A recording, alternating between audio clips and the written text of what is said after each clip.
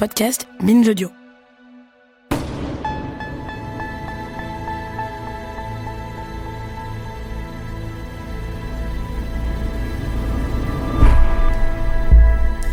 Qu'est-ce que je ferais, moi, si un jour, j'apprenais que mon père, mon frère, un pote à moi ou un de mes neveux avait violé une femme? Depuis que le procès des viols de Mazan a démarré, j'arrête pas de me poser cette question. En tant que femme noire, j'ai vite intégré que j'étais une cible privilégiée. Que selon l'Organisation mondiale de la santé, j'avais une malchance sur 3 d'être harcelée, agressée ou violée par un homme au cours de ma vie.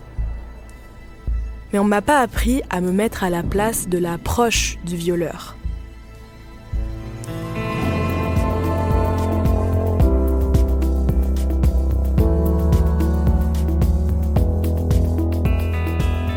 Je repense aux mères, aux compagnes, aux filles des 51 accusés qu'on a vus défiler à la barre au tribunal d'Avignon.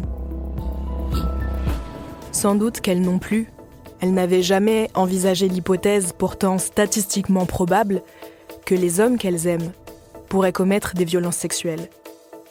On nous apprend pas ça, parce que ça nous paralyse.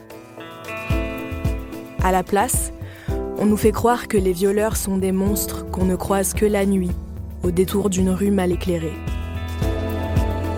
Pourquoi c'est si difficile de regarder les violences sexistes et sexuelles en face? Après Mazan, une série documentaire de Naomi Titi, Dans les couilles sur la table, un podcast créé par Victoire Tuaillon. Épisode 2, le miroir du déni.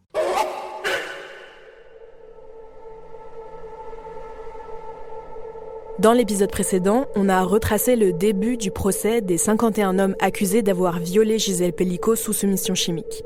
On a vu comment leur discours s'appuie sur notre histoire patriarcale et sur les mythes autour du viol. Pour ce deuxième épisode, on va se pencher sur une autre phase importante des débats où la Cour a cherché à comprendre pourquoi les accusés ont commis ces actes.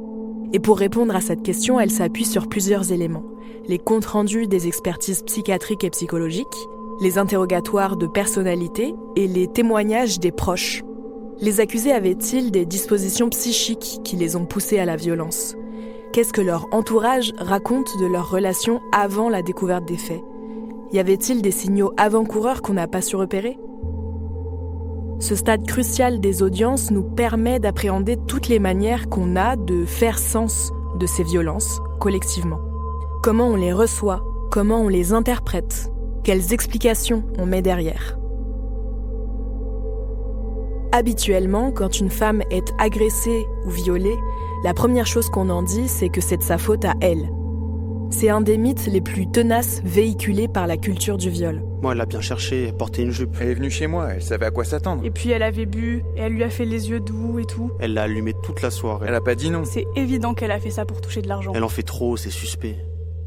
On soupçonne les femmes de mentir ou même d'avoir tout inventé. Mais là, les examens toxicologiques et les vidéos prouvent que Gisèle Pelicot était sédatée et profondément endormie.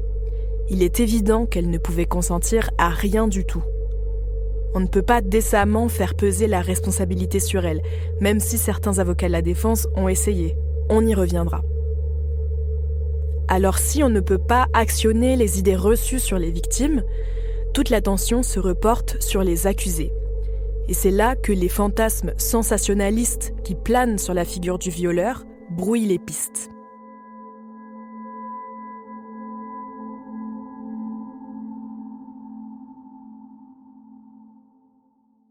Mais Gisèle Pelicot...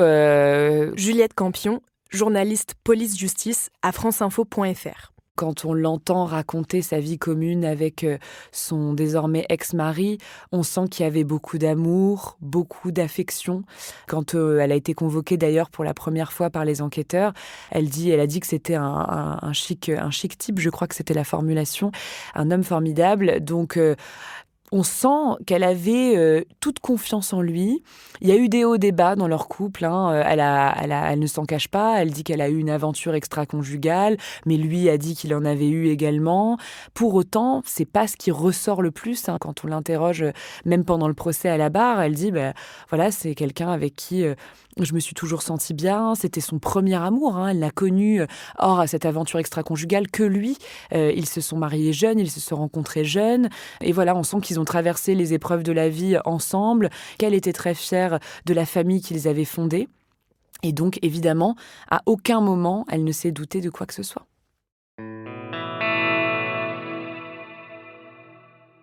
Si Gisèle Pelicot est tombée d'aussi haut en découvrant les faits, ça n'est pas par manque de perspicacité. C'est parce qu'elle est baignée, comme nous toutes et tous, dans cette culture du viol qui nous détourne de la réalité de ce crime. Comment se douter que son partenaire de 50 ans de vie puisse nous assommer chimiquement, nous violer et nous faire violer par des inconnus quand on nous martèle le crâne depuis toujours avec des fausses représentations des violences sexuelles? Au moment d'ouvrir la porte, il m'a sauté dessus. No. Shut the fuck up, you hear me? Shut up, please. Rappelons que dans 9 cas sur 10, la victime connaît son agresseur.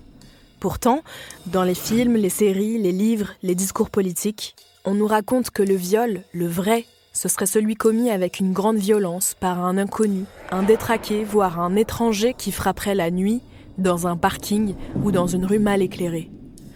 Le viol, le vrai, serait un vice inscrit dans l'ADN dès la naissance et il scinderait l'humanité en 2 groupes, les monstres d'un côté et les hommes bons de l'autre. Alors quand Maître Zavaro, qui défend Dominique Pelicot, interroge une amie d'enfance de Patrice N. Est-ce que parce que quelqu'un a toujours été un bon père, un bon mari, il est incapable de viol? Voici ce qu'elle lui répond. Oui, parce qu'on a ça en soi ou pas. Mathilde Lévesque est professeure agrégée de lettres. Elle s'est rendue aux audiences pour analyser les discours qui s'y sont tenus et montrer comment le langage structure les rapports sociaux. Elle en a tiré un livre paru aux éditions Payot, Procès Mazan, une résistance à dire le viol. Je trouve qu'on n'a pas assez parlé des témoins. Les témoins femmes, puisqu'il n'y a pas de mot féminin alors qu'il n'y avait que des femmes, qui, elles, sont des témoins de la défense. Donc, comme leur nom l'indique, sont là pour apporter un éclairage de proche sur le parcours des accusés. La plupart n'ont pas eu connaissance des faits. Alors, on a eu plusieurs femmes et ex-femmes, d'accusés ou conjointes et ex-conjointes, tout dépend, qui ont défié à la barre. Juliette Campion, journaliste. Pour la plupart, quand même, les dédouaner, voire franchement les défendre. Et ça a été assez marquant. Alors, il y a eu quelques exceptions. Il y en a qui ne se sont pas du tout inscrites là-dedans. Il y en a même qui, on sentait, avaient énormément de colère, mais c'était vraiment pas la majorité. Et beaucoup ont dit, moi, voilà, l'homme que je connais, il serait pas capable de faire ça. Et je suis persuadée qu'il a été manipulé par Dominique Pelicot. Il y a eu un malentendu. Moi, l'homme que je connais, il ne m'a jamais contrainte à quoi que ce soit. Ça, c'était vraiment une question que leur posait le président. Est-ce qu'il y a eu, on vous a forcé? Est-ce qu'il y a eu des violences? Non, moi, jamais rien. C'est pour ça, moi, j'arrive pas à y croire. Il y a des femmes, d'ailleurs, qui se sont mises en couple avec des accusés après les faits, en connaissance de cause. Et vraiment, toutes venaient en disant « Ah non, moi, je serais pas en couple avec un violeur. » C'est intéressant parce que moi, j'ai pas trop envie de parler des compagnes des accusés parce que je trouve que c'est un peu facile, en fait. Manon Garcia, philosophe féministe, autrice du livre « Vivre avec les hommes », réflexion sur le procès Pelicot. J'ai trouvé dans ce procès qu'il y avait vraiment ce truc de dire « Oh, regarde, sa femme, elle vient et elle le défend. » Et je trouve que c'est une autre version de cet argument qu'on entend tout le temps sur les violeurs, ils ont des mamans, les hommes, ils ont des mamans et tout ça, et que donc ce serait toujours de la faute des femmes, en fait. Alors évidemment, moi, j'aurais préféré que les femmes, elles les défendent pas, mais on peut le voir de 2 manières différentes. On peut le voir comme des femmes complices, et puis on peut aussi le voir comme des femmes qui vivent dans notre société où on nous dit tout le temps que les hommes ils peuvent pas se contrôler, et que c'est un peu de leur faute à elles parce qu'elles avaient qu'à baiser plus avec ces mecs-là pour qu'ils violent pas Gisèle Pelicot, parce qu'au fond il y a quand même cette idée en permanence dans l'arrière-plan que c'est de leur faute à elles, que si elles avaient satisfait leur mari, etc., ils seraient pas allés violer Gisèle Pelicot. Donc elles sont aussi dans un truc de défense. J'ai beaucoup aimé, il y en avait une qui était vraiment marrante, qui est venue et qui a dit alors moi je viens témoigner pour mon mari et tout ça, mais alors je voudrais que ce soit très clair que je ne suis pas là pour le défendre. Je ne le défends pas, je viens témoigner de ma vie avec lui, mais alors vraiment je le défends pas. Ensuite elle l'a défendu pendant 1 heure, mais elle dit moi je raconte ma vie avec mon mari et il est super, et bon, que elles viennent le défendre, c'est aussi qu'elles se disent si je le défends, il va peut-être aller moins longtemps en prison et je pourrais élever nos enfants avec lui, quoi.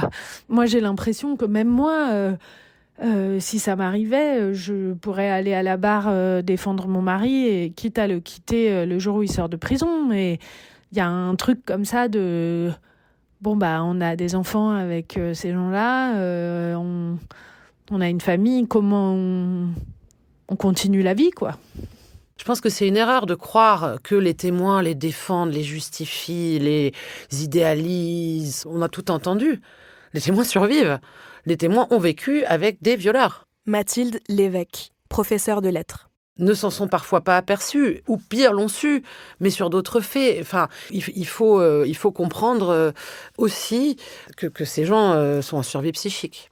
Mazan, c'est un miroir grossissant de nous tous et toutes. Le viol est partout, comme réalité ou comme menace. Chacun se débrouille pour vivre avec cette idée-là, qui est insupportable, et qui fait qu'on va aller chercher, comme par contraste, la preuve qu'ils ne peuvent pas risquer de l'être.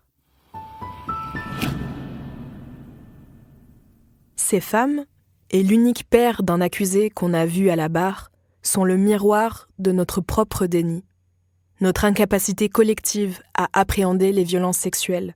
C'est d'autant plus difficile à croire quand on sait que la majorité des accusés sont aussi pères de famille. Dominique et Gisèle Pelicot ont 3 enfants et 7 petits-enfants.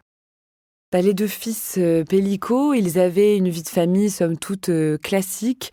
Juliette Campion, journaliste. Je me rappelle que David, notamment, a dit qu'il aimait beaucoup regarder le foot avec son père. Il se charriait beaucoup. Dominique Pelicot, c'était un grand-père, tout ce qu'il y a de plus modèle presque. Il emmenait ses petits-fils au foot. Il passait du bon temps avec eux. Donc, il y a beaucoup de bons souvenirs. David aussi évoquait les souvenirs cinématographiques avec son père, les premières séances de cinéma. On sent aussi une certaine admiration chez lui. Florian, peut-être, était un petit peu moins proche de son père, le plus jeune des 3 enfants, mais quand même une certaine affection pour lui. Donc évidemment très très loin de se douter de ce qui pouvait se dessiner chez Dominique Pelicot par la suite. C'était des moments hyper bouleversants, parce que tu vois à quel point aussi quand ils en parlent, les enfants, ils sont travaillés par la culpabilité de ne pas avoir vu. Valérie Manteau, écrivaine, autrice du livre à paraître Entre chien et loup. Parce qu'évidemment, c'est ça que ça renvoie aussi, c'est de se dire, en fait, toi, tu as un souvenir de ton enfance idyllique, tu n'en as gardé que des bons souvenirs, tu as de l'attachement pour ton père, tu as un amour. Tu vois, dans son documentaire, Caroline Darian, même, elle dit, dans l'intervalle entre l'arrestation de son père et le procès, elle dit « j'ai hyper peur de ne pas arriver à le détester ».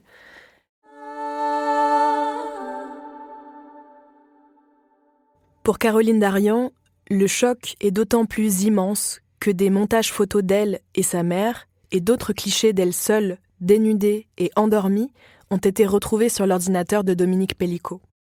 Elle incarne parfaitement tous les sentiments contradictoires qu'on éprouve quand on subit de la violence de la part d'une personne qu'on aime. Elle, Caroline Darian, elle est très, très, très en colère contre son père. Elle a une colère froide, mais extrêmement présente. Elle a le visage toujours assez marqué par les émotions. Elle a pleuré à plusieurs reprises. Elle a invectivé son père également à plusieurs reprises. Elle l'a traité de chien. Elle lui a dit qu'il mourrait seul.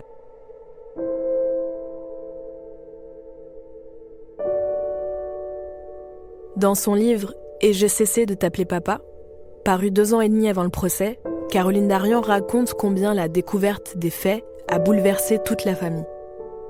Je te revois au volant de ta Renault 25 noire surchargée lorsque nous partions en vacances. Tu faisais des blagues, mettais du Barry White et battais la mesure de ta tête, reprenant le refrain, aussi excité que nous, les enfants, entassés à l'arrière. Cette image heureuse vient de voler en éclats. Et désormais, tu es l'organisateur d'orgies, doublé d'un terrible menteur.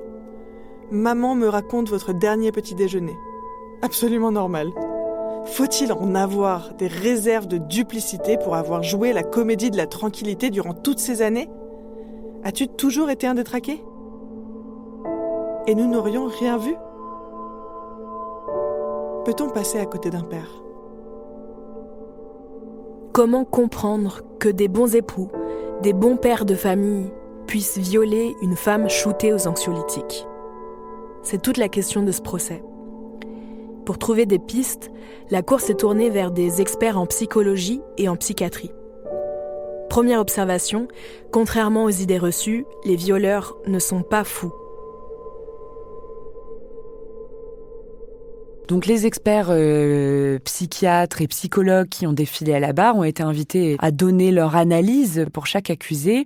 Il s'avère qu'il n'y a aucune altération du discernement qui a été retenue, si ce n'est pour un accusé, mais sur lequel ça a été discuté. Il y avait une expertise et une contre-expertise.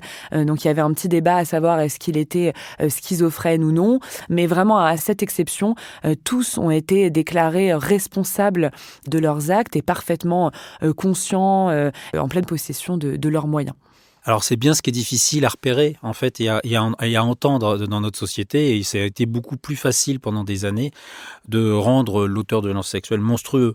Dr Walter Albardier est psychiatre. Il est responsable du CRIAFS d'Île-de-France. Le CRIAFS, c'est le centre de ressources pour intervenants auprès d'auteurs de violences sexuelles. Il en reçoit lui-même en consultation à l'hôpital Sainte-Anne. C'est d'abord contre-productif et particulièrement faux.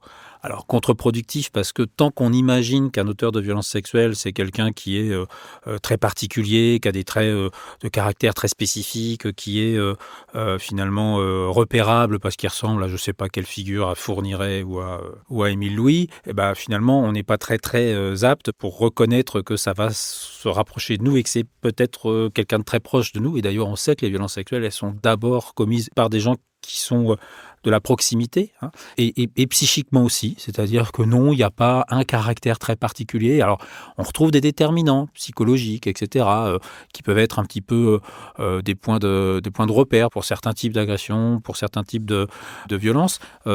C'est pas un obligatoire non plus. On a aussi beaucoup de gens qui n'ont absolument pas de pathologie mentale, qui n'ont absolument pas de caractéristiques spécifiques. Et oui, les auteurs d'agressions sexuelles, de violences sexuelles, ressemblent à tout à chacun.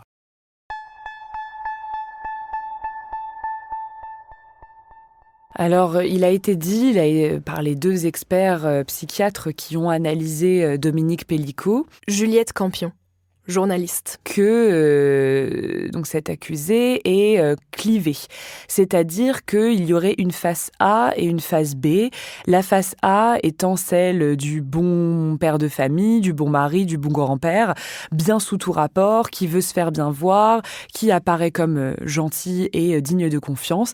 La face B étant celle du pervers, avec tous les faits qui lui sont reprochés aujourd'hui, donc des années et des années de violences sexuelles commises par lui-même sur sa femme et par tous ceux qu'il a fait venir à son domicile.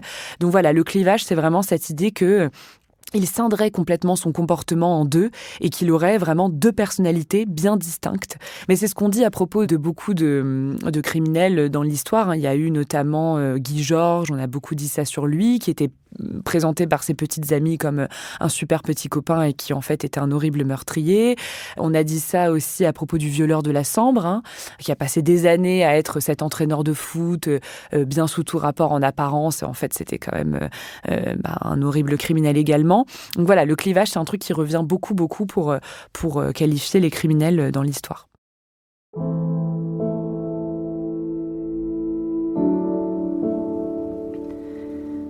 C'est pas vraiment moi qui ai fait tout ça. Ah bon? Expliquez-moi ça. Le clivage serait un mécanisme de défense pour permettre à ces hommes de ne pas s'écrouler psychiquement. de garder intacte une image respectable d'eux-mêmes malgré leurs actes hyper violents qu'ils commettraient presque malgré eux. C'est un peu comme s'il y avait deux Enzo, vous voyez. Le vrai Enzo, c'est un gars bien, je vous assure. Bon, je sais pas ce que vous en pensez, mais moi je suis pas très convaincue par cette théorie. Je ne dis pas que le clivage n'existe pas, mais quand on compare Dominique Pellicot à Dr Jekyll et Mr Hyde, on maintient l'illusion que ces violences seraient des anomalies dues à des failles individuelles. Et l'autre, il est... J'ai déjà essayé de le faire taire, mais... il revient toujours.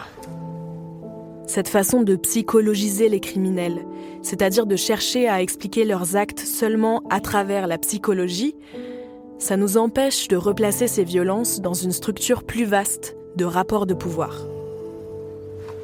Je ne vous crois pas. Il n'y a jamais eu deux Enzo, il n'y en a qu'un. Il est assis là, devant moi. Le bon père de famille et le violeur, en série. Les deux en un, mais ça vous arrange que nous pensons qu'il y en ait deux.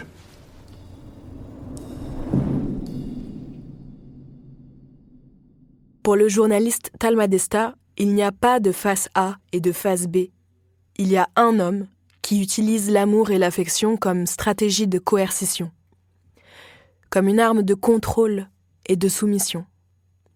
Dans son article « Ce que le procès des violeurs de Mazan me fait et à quoi il me fait réfléchir », il rappelle que c'est une stratégie classique chez les pères violents.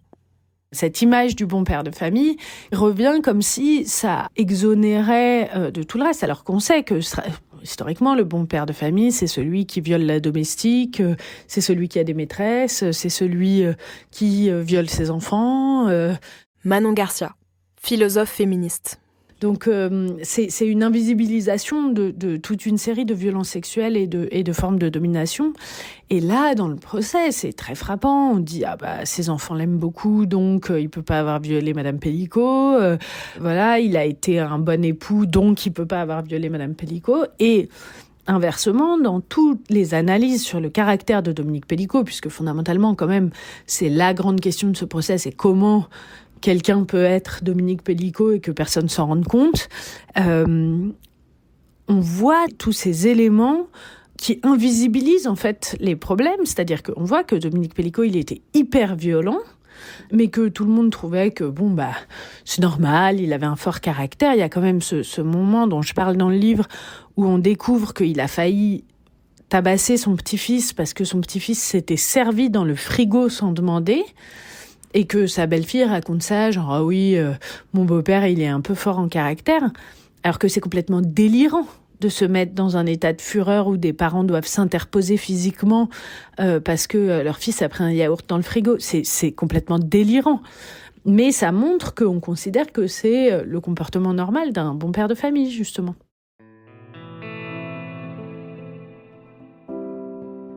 À ça, on peut ajouter tous les souvenirs que Caroline Darian raconte dans « Et j'ai cessé de t'appeler papa ».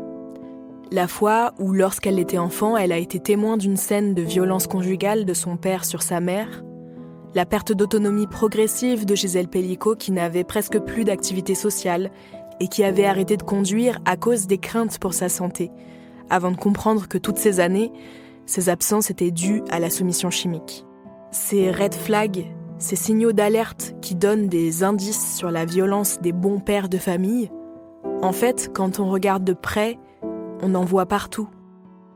Chez Dominique Pellicot, chez les autres accusés du procès et chez beaucoup, beaucoup d'autres pères. Pour en savoir plus sur tous les paradoxes de cette figure d'autorité, je vous recommande l'essai « En bon père de famille », écrit par Rose Lamy.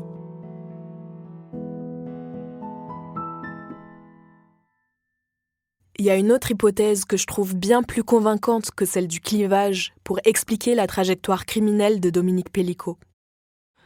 On comprend dans ce procès qu'il y a des rapports incestueux qui tissent la famille Pellicot depuis longtemps, puisque dès le début, et ça c'est quand même quelque chose qu'on n'a pas beaucoup lu, mais la mère de Dominique Pellicot, elle a eu d'abord 2 enfants avec le frère du père de Dominique Pellicot avant d'avoir 2 enfants avec le père de Dominique Pellicot.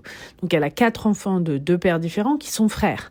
Ensuite, on apprend que les parents de Dominique Pellicot ont adopté une toute petite fille de l'assistance publique avec laquelle le père a fini par se mettre en ménage une fois que la mère est morte, sachant qu'elle souffrait de handicap mental, etc. Le père de Dominique Pellicot aurait violé cette petite fille, au vu et au su plus ou moins de toute la fratrie. Juliette Campion, journaliste. Donc ça fait l'objet d'une polémique entre Dominique Pellicot et son frère Joël. Lui assure qu'il ne l'a su que très très tardivement. Dominique Pellicot pense qu'au contraire, il a couvert le père. Enfin, on sent qu'il y a eu tout un climat très très incestueux et très toxique au sein de la fratrie, au sein de la famille, à travers les actes du père.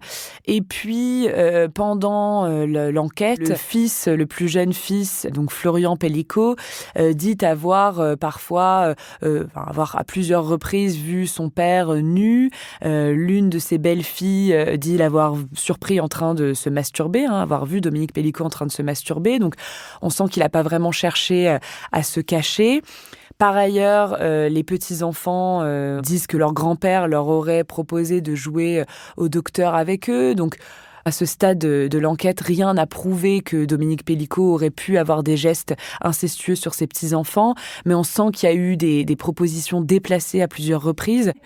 Et ensuite, il y a évidemment le fait que donc, Dominique Pellicot, d'une part, a pris des photos de ses belles-filles à leur insu. Il a fait la même chose avec sa fille, mais surtout, avec sa fille, il a pris 2 photos qui sont dans les dossiers du procès, qui sont différentes, qui ne sont pas des photos prises sur le vif quand elle est dans la salle de bain, etc., mais des photos d'elle endormie, et qui portent vraisemblablement de la lingerie qui n'est pas à elle. Et ça convainc sa fille qu'elle a sans doute été droguée et possiblement violée par son père. Il n'est pas question dans le procès de savoir si Dominique Pellicot a violé ou non sa fille. Donc il n'y a pas de procès pour inceste au sens propre. Mais et les avocats de Caroline Darian et de Gisèle Pellicot et même les membres de la famille ne cessent de demander à Dominique Pellicot pendant le procès si oui ou non il a violé sa fille et ce qu'il lui a fait exactement. Dominique Pellicot a tout nié au procès. Mais son petit-fils Nathan et sa fille Caroline Darian ont déposé plainte contre lui. L'un pour agression sexuelle, l'autre pour viol sous soumission chimique.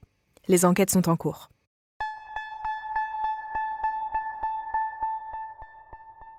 Avant d'en savoir plus, et pour mieux comprendre les mécanismes de l'inceste dans la famille Pellicot, les analyses de l'anthropologue Dorothée Ducy sont indispensables. Dans son livre « Le berceau des dominations », elle explique que les hommes qui incestent sont rarement des pédophiles au sens strict. Ils n'ont pas d'attirance spécifique pour les enfants. Mais ils savent que ce sont des proies faciles. Ils s'autorisent à satisfaire leur plaisir là où il est le plus simple et le plus rapide à assouvir. Les viols incestueux sont, je cite, « Des viols d'aubaine commis par des types bien qui ne sont pas des sales types, mais des hommes qui trouvent légitime que les femmes et les enfants soient à leur disposition sexuelle. »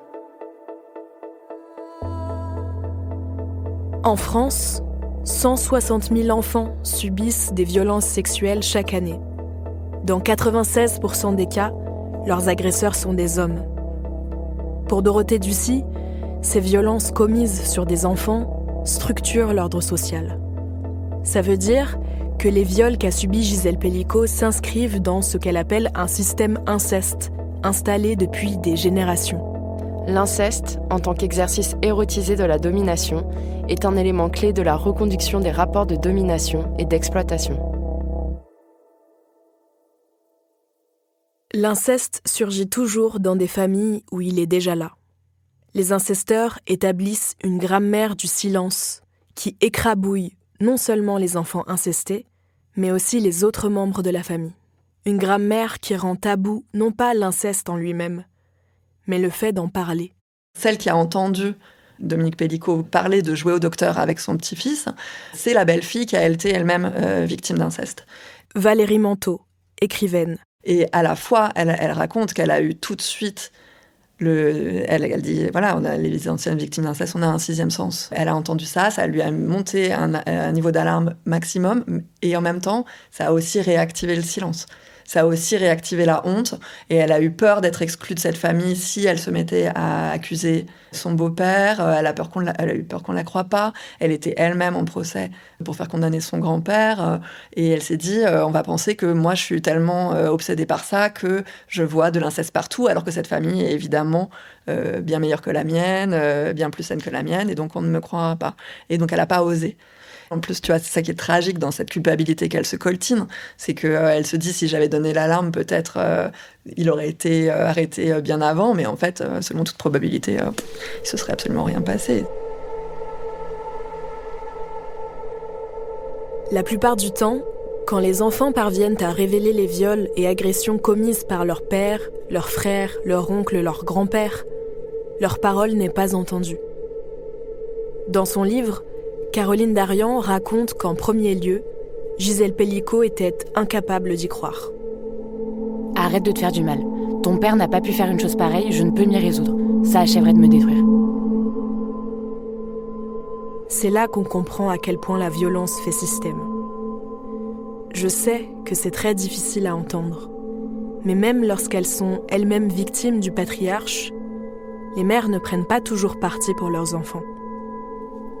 Depuis, Gisèle Pelicot a cheminé. Je n'écarte rien de ce que peut dire ma fille.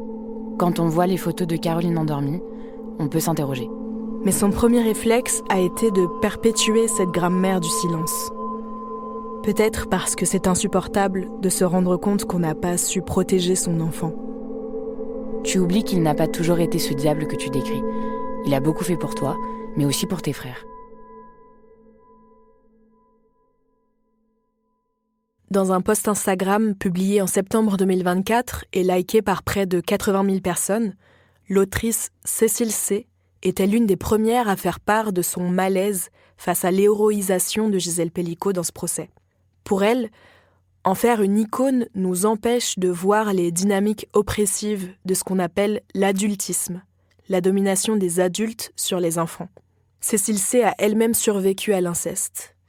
Et elle a constaté que malgré toute la force et le courage qu'elle déploie pour rester en vie, les mères victimes peuvent aussi parfois être partie prenante du climat incestueux. Ces deux réalités coexistent.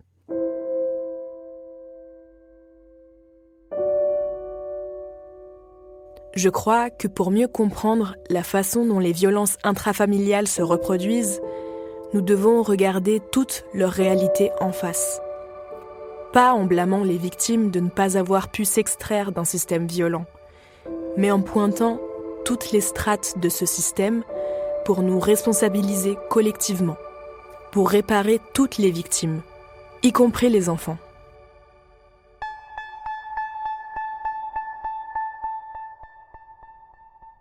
Mais comment on fait quand les enfants victimes reproduisent ces violences une fois adultes ? En entendant les témoignages, donc les enquêtes de personnalité et puis les interrogatoires de personnalité des accusés. Juliette Campion, journaliste. C'est vrai qu'on a à plusieurs reprises entendu des enfances très très abîmées, très cabossées, avec des violences physiques, des humiliations dans l'enfance pour plusieurs d'entre eux, et puis des violences sexuelles pour beaucoup d'accusés, avec des viols de la part d'inconnus, de la part de proches de famille, de la part de membres de la famille. Et ça, c'est quand même un quart d'entre eux qui ont été victimes de violences sexuelles dans leur enfance ou leur adolescence. Et on a senti qu'il y avait eu parfois une vraie difficulté de leur part à mettre des mots là-dessus et que pour la première fois au cours du procès, ils s'exprimaient à ce sujet-là, notamment sur les violences sexuelles. On sent que ça a été un grand tabou qui a jalonné leur vie. Là, ils ont commencé à se livrer, à mettre des mots sur ce qu'ils avaient vécu. Mais même pour certains, on a senti que ça affleurait leur témoignage, mais que jamais c'était clairement exprimé. Ils sont une infime minorité à avoir vu un psychologue dans leur vie. Donc on sent que vraiment, il n'y a jamais eu de mots posés clairement là-dessus et qu'ils ont grandi avec ça sans en parler. C'est des choses qui sont assez étonnantes, mais on se rend compte que chez les auteurs de violences sexuelles, on a une partie relativement importante. Walter Albardier, psychiatre. enfin une proportion plus importante que dans la société en général de gens qui ont été victimes de violences sexuelles. Alors il faut se rappeler quand même que dans la société en général, on parle aujourd'hui d'environ 10% des personnes qui auraient vécu des violences sexuelles dans l'enfance. Chez les auteurs de violences sexuelles, on pense aujourd'hui qu'on est autour de 30-35% selon les cohortes, donc plus que dans la population générale, mais enfin pas non plus, c'est pas l'explication ultime. Beaucoup aussi ont vécu des violences d'autres types, des aberrations éducationnelles, des carences affectives, etc. Alors on sait ça, que ce sont des facteurs effectivement de risque de passage à l'acte, de violences sexuelles, chez les hommes en particulier. Chez les femmes, c'est aussi un facteur de risque de victimisation. De se retrouver en position de victime, en particulier de violences conjugales, aussi de violences sexuelles. Ce sont des facteurs de risque parce qu'en fait, ça amène à des questions parfois traumatiques. Quand on est confronté à un trauma, il y a plusieurs options, on va dire un truc comme ça. Il y a souvent de retourner au trauma, parfois en retournant à la victimisation, mais aussi parfois en retournant sur la situation qui est un petit peu comme ça déréalisante et à laquelle on va essayer de reprendre un peu la maîtrise en position d'auteur. Alors, l'autre question, c'est que souvent, quand des auteurs ont été agressés sexuellement, la préoccupation autour de la sexualité, elle est importante, avec quelque chose qui fait un peu énigme, avec quelque chose qui flotte, là, qui ne se résout pas, et où la question, c'est de reprendre un peu la maîtrise de quelque chose qui reste un petit peu flou pour des personnes. Et on sait que ces incursions de la sexualité dans la vie d'un enfant très jeune, etc., qui n'est pas prêt à ça, qui n'est pas dans le désir, etc., ça amène à ce qu'on appelle un peu la dissociation psychique, c'est-à-dire des moments dans lesquels on fonctionne un peu en automatique, on n'est plus en lien complet avec soi, et c'est la même question pour les différents types de violences qu'on peut vivre enfant. L'enfant va peu à peu s'éloigner un petit peu de sa personne même. C'est des gens qui deviennent souvent ce qu'on appelle alexithymiques, en difficulté de mettre des mots et d'expliquer, et même de pouvoir distinguer leurs ressentis et leurs émotions, tellement ils se mettent à distance d'eux-mêmes pour fonctionner un petit peu en automatique.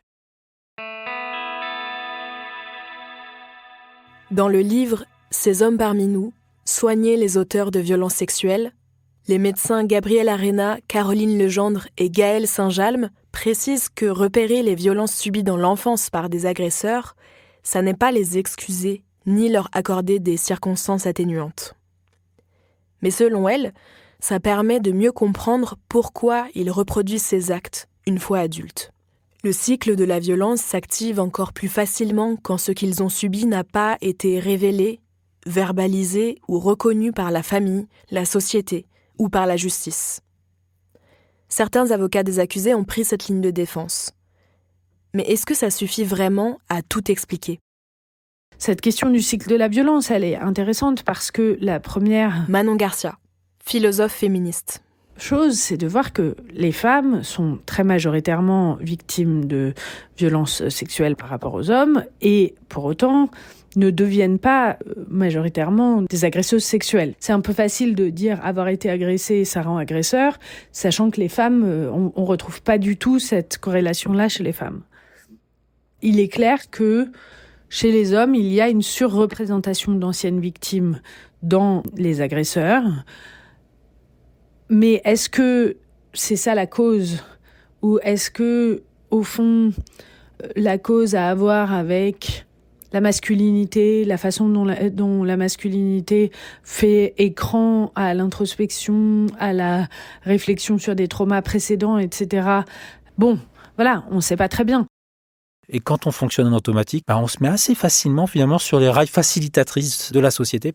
En gros, quand je ne sais pas qui je suis, je me mets à la place où je pense que la société veut me mettre. Et donc je me mets à la place où je pense qu'un homme doit être dans nos sociétés, fort, puissant, viril, etc., etc.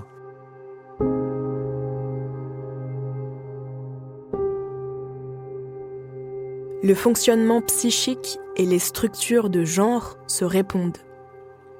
Quand Walter Albardier évoque l'alexithymie, j'ai l'impression qu'il décrit juste la gestion masculine classique des émotions. Combien d'hommes sont incapables de nommer ce qu'ils ressentent ? Combien s'interdisent de pleurer parce qu'un homme, un vrai, ça doit rester fort ? À l'inverse, les femmes sont sans cesse maintenues dans des positions qui les rendent vulnérables. Je ne compte plus tous ces récits de meufs engluées dans des boucles d'emprise avec des mecs violents. Alors quand on a été violé, battu, humilié ou abandonné dans l'enfance, la construction sociale et binaire du genre influencent la façon dont on répond au trauma. En lisant Ces hommes parmi nous, j'ai appris que les filles expriment leur mal-être plutôt par des atteintes à leur intégrité corporelle, avec des mutilations ou en développant des troubles du comportement alimentaire, par exemple. Les garçons, eux, ont davantage tendance à manifester leur souffrance psychique avec des comportements à risque, consommation d'alcool, de drogue, ou alors avec des conduites violentes.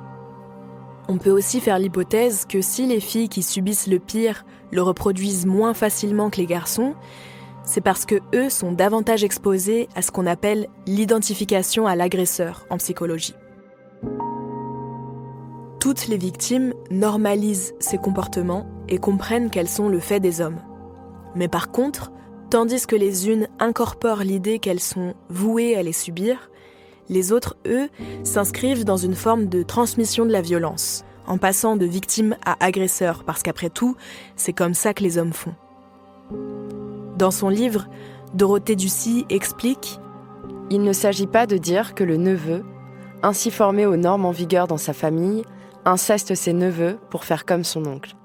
Il s'agit plutôt de montrer que s'il a eu envie de prendre ses neveux pour objet sexuel, rien de ce que la vie familiale lui avait enseigné jusque-là ne l'en a dissuadé. »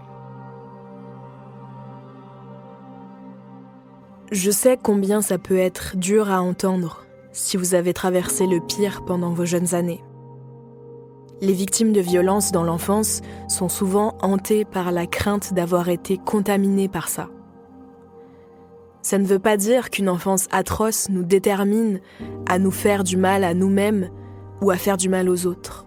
Mais ça veut dire que si personne ne nous aide, on a plus de risques de rejouer la partition patriarcale et binaire des rôles de genre. Les femmes souffrent, les hommes agressent.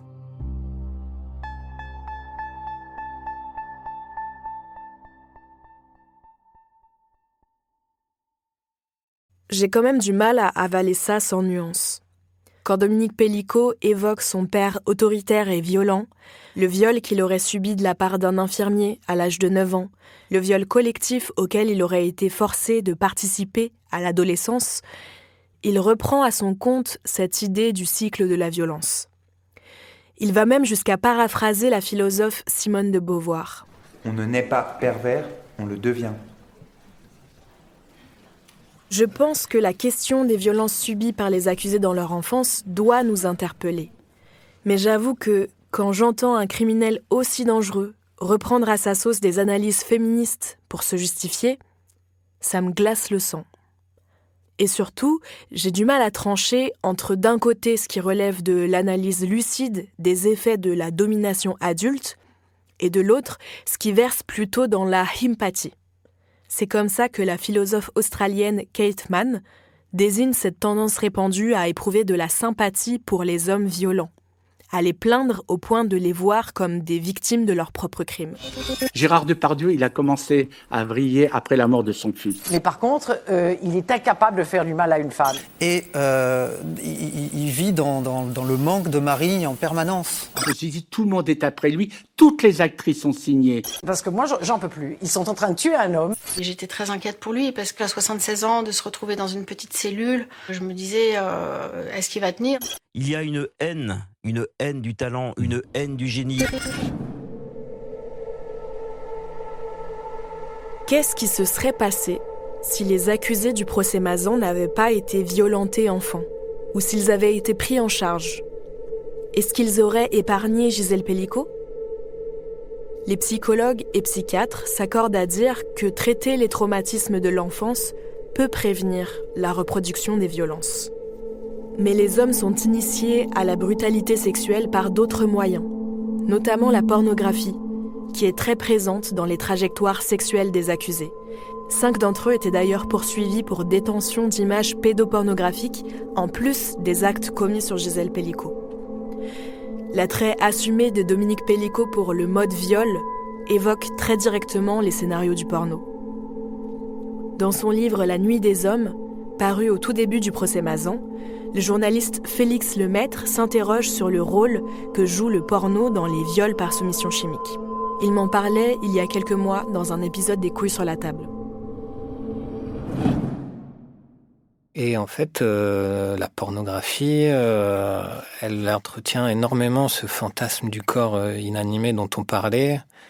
Le mot viol est interdit sur ce genre de plateforme. Et donc, si on met asleep ou sleep, donc le sommeil, endormi, on peut trouver ce genre de choses. Souvent des scénarios où on a une femme endormie et un homme qui va avoir une relation sexuelle avec elle et elle va se réveiller petit à petit. Et en plus, ce qui est d'autant plus grave, c'est qu'on va faire jouer à l'actrice le fait qu'elle aime ce qui est en train de se passer et qu'elle va jouir.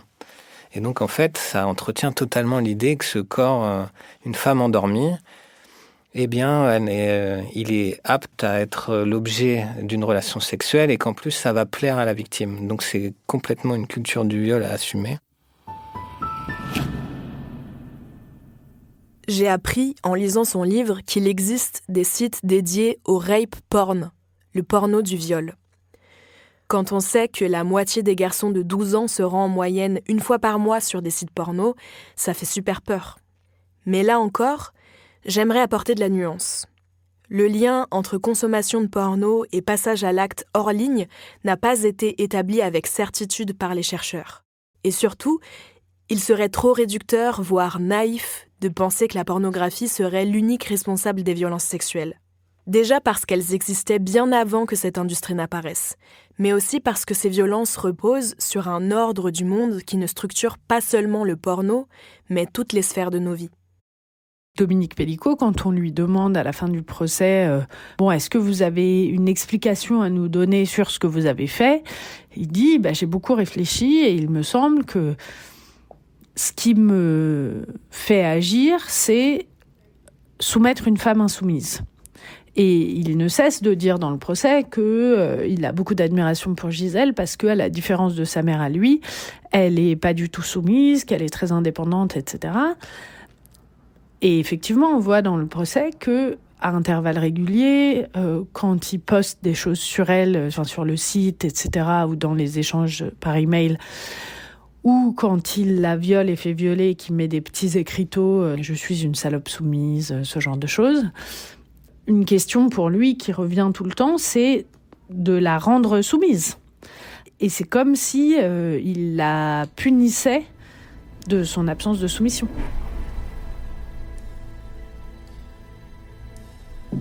Dans le rapport d'instruction, on lit que sur les dernières années de leur relation, Gisèle Pellicot osait davantage s'opposer à certaines pratiques que lui proposait son mari, jusqu'à ne plus vouloir de rapport sexuel avec lui. Son attitude ne lui convenait plus. Il me traitait comme un objet. Les conclusions de l'enquête amènent à penser que c'est à partir de ce moment-là qu'il a commencé à la droguer et à la violer. Pour Manon Garcia, il lui a fait payer le prix de sa liberté. Ce n'est pas un esprit malade qui veut et exige la soumission des femmes. C'est la façon dont la masculinité hégémonique fonctionne. Être un homme, un vrai, c'est avoir une salope soumise. Les 51 accusés du procès des viols de Mazan n'ont pas tous subi des violences dans l'enfance. Par contre, tous ont grandi avec l'idée que le sexe leur est dû, que leur plaisir est souverain. Et il y a peu de choses pour les contredire puisque la culture du viol continue d'imprégner nos esprits. Et puisque l'illégalité de ce crime reste plus théorique que pratique. Je rappelle que 99% des viols ne sont pas condamnés par la justice. Les hommes violent parce qu'ils s'y sentent autorisés et parce qu'ils le peuvent. Avec l'arme de la soumission chimique, il ne leur reste plus qu'à se servir, s'approprier sans résistance ces corps inanimés.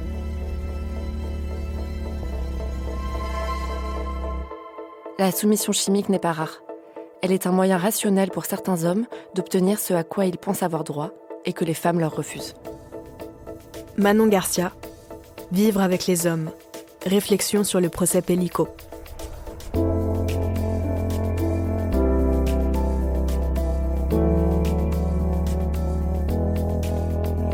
Il est primordial de dire et redire, d'écrire et réexpliquer tous ces mécanismes de domination pour disloquer la grammaire du silence. Pour ne pas laisser toutes les victimes écrabouillées par le poids de notre déni et regarder les violences en face. Mais après avoir éclairé les zones d'ombre des rapports de pouvoir, il faut agir. Et pour ça, les volontés individuelles ne suffisent pas. Dans le prochain épisode d'Après Mazan, on va se pencher du côté des institutions. Comprendre comment la police et la justice prennent en charge les violences sexuelles et pourquoi elles ne sont pas à la hauteur. À ce niveau, on pourrait trouver que le procès Mazan a été exemplaire. Mais là aussi, on a retrouvé les traces des stéréotypes machistes qui sous-tendent la culture du viol, notamment dans les stratégies de défense des avocats des accusés.